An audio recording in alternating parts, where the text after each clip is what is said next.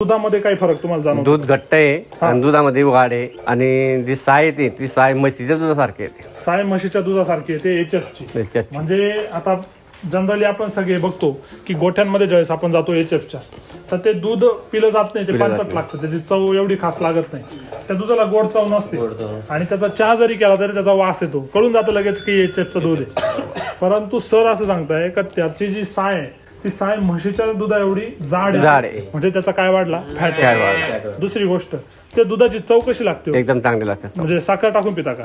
नाही, असं पिलं चालतं आणि गोड लागतं. म्हणजे असंही पिलं तरी आता गोड लागतं. 3 दिवसापासून झालं होतं, तर मुली म्हणत होते की इथलं पंचकावर आहे भाऊ दूध. म्हणजे 3 दिवसापासून मिल्क चार्जर तुमचं संपलंय बा, तर इथलं पंचकावर आहे भाऊ. मी म्हटलं मुलींना सांगितलं पावडर झालं, त्याच्यामुळे ते दूध नाचल्यासारखं दिसत, तरी नाचल्यासारखं दिसत, नाचल्यासारखं दिसतं. म्हणजे त्याच्यामध्ये जे काही पोषक घटक आहे, फॅट असेल, SNF असेल, हा कमी का बरं झाला?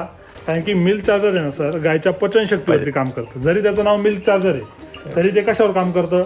गायची पचनशक्ती, रक्ताभिसरण शक्ती, गायची रोग प्रतिकारक शक्ती, या सगळ्या घटकांवरती मिल्क चार्जर काम करतं. आणि मग ते जर देत असाल तुम्ही तर दिलेला चारा गायच्या अंगी लागतो आणि अंगी लागल्यामुळे मग दुधाचं फॅट वाढतं, SNF वाढतं, दूध तुमचं वाढतं.